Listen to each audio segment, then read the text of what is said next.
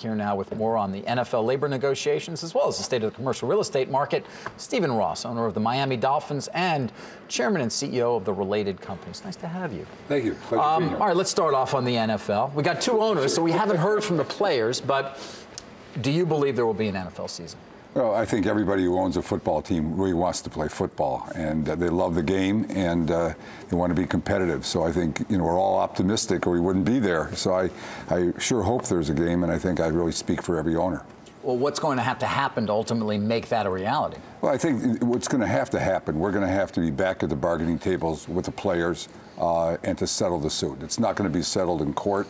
The most important thing is we're talking, and right now we're not talking. And I think what's important is we come back to the negotiating table. And what about those that say, well, what are the owners trying to do here? They're just trying to get a little more. Why? When things are so good in the NFL, when you've got incredible TV contracts, and you got players, average life of their career is, 4 years? They Sure. get the what kicked out of them. Why not just give them what they want? Well, I think, I'm the newest owner, so, and I didn't realize so you think what I stepped into. But, I think what you really have is a financial model that really doesn't work. The gross revenues are there, but whenever you pay the players 60% of the gross, and then you have to eat all the expenses, you have a financial model that as your expenses go up greater than your gross income goes up, you're going to be at a point in time where it doesn't really make sense. And I think that, every owner really wants to play the game. And hopefully, I think once the players really kind of understand it and not try and win through a court victory, I think, and sit down and I think that hopefully the game will be on. I know every owner does. I know every fan does. And that's probably the most important thing. Well, look at me. I'm going to let you talk football the entire time. Well, I want to talk real estate, too. You do? Okay, well, this is you. I ride my bike with my son past the Hudson Yards development. It's dangerous with the which is all now a big board up. You got the big signage up there. Do you have a yoga pad carrier on the bike? How do you? Hey, my son wants to be. All he wants to do is make money. He keeps telling, so we're like, go to Wall Street. You watch a Squawk Box. Go to Wall Street. Good. We're trying to encourage him to be an entrepreneur. Why don't you tell him to go into, don't chase a brass ring, go into the giving profession, a community activist. No, go ahead. All right, so, that's a big slice of real estate over there. It's way over there. Of course, no subway service yet going over there. You've been very successful, though, in taking things in the past that people had questions about and making them extraordinarily valuable. What gives you the confidence that you can do that at Hudson Yards? And what kind of return are you ultimately looking for, given how much you already had to pay for that thing? Well, it's like the old real estate adage is you really follow the money, and you see where the state and city governments are really putting their money, and where the future of New York lies. As a real estate developer, it's about vision, of where the next great thing or the great building would be and where it would be successful. In New York, the subway line is being extended for the first time in 50 years. Though a mile and a half, I might add. But they might actually get that done then, at least. It's really, to going down there and to see it, and it really is kind of mind blowing to see the station and the magnitude of it. And when you see that, you know that this is where the next great place in New York is going to be, because it's right in Midtown. It goes from 10th Avenue to the Rivers, from 30 to 33rd Street. And there'll be roughly 12 million square feet of development. And the High Line has been so successful in seeing the people down there, and it's just been extended right up to the Hudson Yards that's opening, I think, this month. That you really can see that where New York's next great area will be. And it'll be a mixed-use project with commercial and residential. Well, you just had a big announcement about Condé Nast moving their headquarters from Midtown to downtown Manhattan. I assume that also portends well for your site, because it shows that people are being very open-minded about where they're willing to locate their business.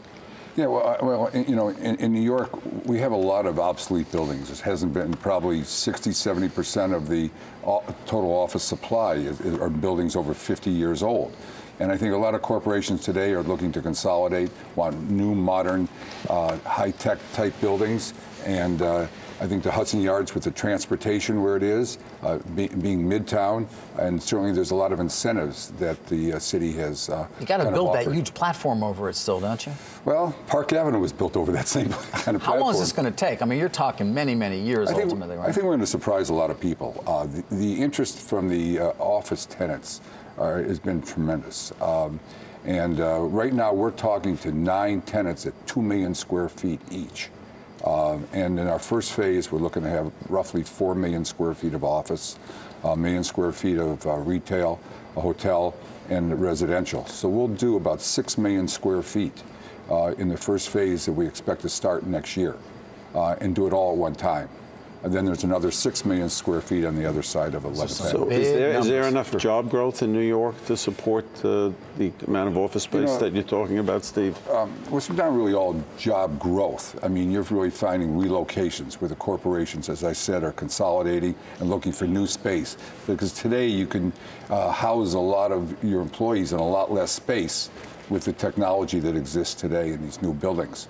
So they're coming out of other office buildings in New York and consolidating there. You know, Richard mentioned One World Trade Center, Condé Nast moving headquarters there. I mean, in some ways, obviously shows mobility of corporations, but it also seems to make downtown a pretty interesting destination. Does that hurt you in some ways, given you putting a lot of money on betting on the far west side of Manhattan?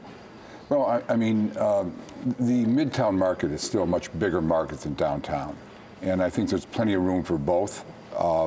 And I think there's incentives that the city has set up, real estate tax incentives, to encourage corporations to go to either downtown, to the World Trade Center site, or the Hudson Yards. So I think there's plenty of room for growth. New York is really vibrant today. It's really the one city that has rebounded from '07 better than any other city in the United States, by far, if not the world. Well, that's, you know why. I mean, all the bonuses they paid out of the TARP money. I'll say it for you. That actually, well, don't confuse people, okay? Most of the TARP's been paid back. No, I know, but you're still paying bonuses with the TARP money. I mean, think about it. See, I mean, it's not fair, is it? Richard mentioned 4% cap rates, though, and the fact that, I don't want to put words in your mouth, but things seem a little, perhaps even getting a little toppy, given how much money's chasing yield. Do you agree? But today there's so much money chasing yields. The cap rates in real estate are below, I think, anybody's expectations were. And they moved quickly down. I mean, yeah. I mean, but but you really you have a bifurcated market, because that's for good core assets.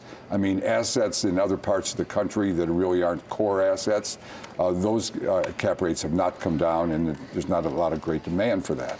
So it's really, So where else are you looking in the country? I mean, you're not solely focused on New York, obviously, or is that really all that matters? Well, if you ask a New Yorker, they'll say that. But the United States is certainly doing much better. There's a lot more optimism out there today. From a real estate development standpoint, the one sector that is really doing well is your multifamily. Because I think, with what's happened to the housing market itself, I think the old adage that you had to buy, every American wanted to own a home, I think that's kind of broken. And there's a lot more demand for rental housing today. And as jobs increase, the occupancies are going up substantially. So several markets, there's a good demand today for rental housing. All right, and finally, let's end on football, I guess. I mean, this is not what you bargained for when you bought this team, is it? No, not at all. And that's why hopefully it'll get resolved, and we'll be talking to each other, and hopefully, and I know every fan wants to see it, we want to be playing football in September and not missing any games. All right, Steve Ross, thanks so much.